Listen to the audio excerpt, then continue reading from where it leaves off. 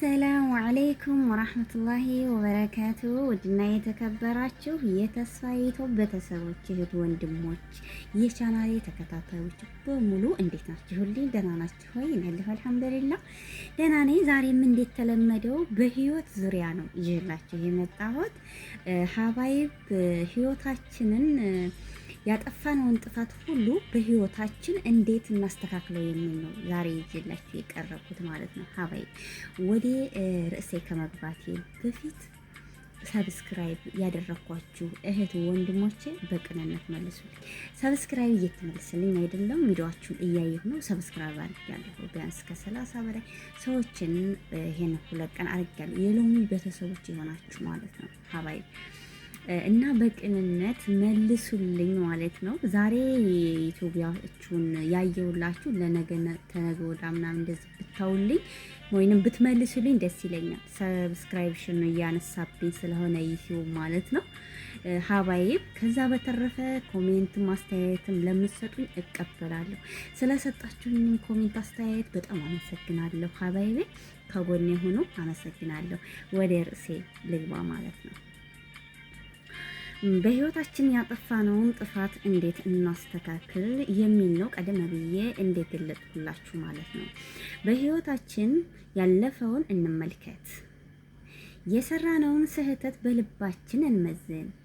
የጠፋውን ጊዜ ብናስብ እንኳ የቀረውን ዛሬ ግን አናጣ። ሰው ስህተት ይሰራል። ይህ የሰው ባህሪ ነው። ግን ከስህተቱ መማር የጥበብ መንገድ ነው። ትናንት ተሳስተን ብንወድቅም ዛሬ ተነስተን ነገን ማሳመር እንችላለን። ያሳዘነውን ይቅርታ እንጠይቅ፣ የበደልነውን በመልካም ስራ እንካስ፣ የተበላሸውን ግንኙነት በፍቅር እንጠግን፣ የጠፋውን እምነት በታማኝነት እንመልስ። ያለፈውን ተመልሶ አይመጣም፣ ግን ያለፈው ለዛሬ ትምህርት ይሆናል። ከትናንት ስህተት ተምረን የዛሬን እርምጃ በጥበብ እንማር። የዛሬን እርምጃ በህይወታችን ሙሉ እንምራው።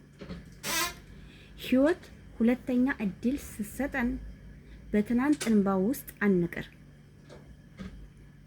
እጃችንን እንዘርጋ፣ ወደ መልካም ነገር በተስፋ እንጓዝ።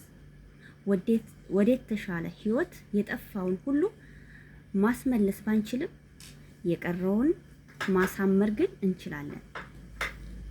ስህተታችንን ወደ ትምህርት እንቀይር፣ ህይወታችንንም በመልካም እንገንባ። ህይወታችንንም በመልካም እንደገና እንመልከት፣ እናስተውል።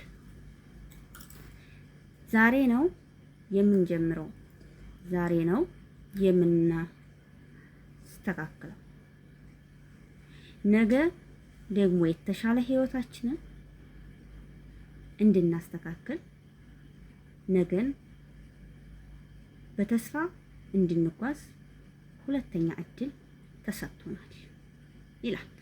የዛሬው ያዘጋጀሁት ፕሮግራም ይሄን ይመስላል።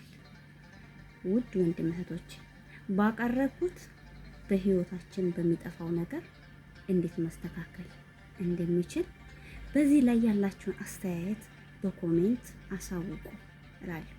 ከዛ በተረፈ በድጋሚ በሌላ ቪዲዮ ተመልሰን እስከምንገናኝ መልካም ሆኖ መልካም ሳምንት መልካም ጊዜ እላለሁ።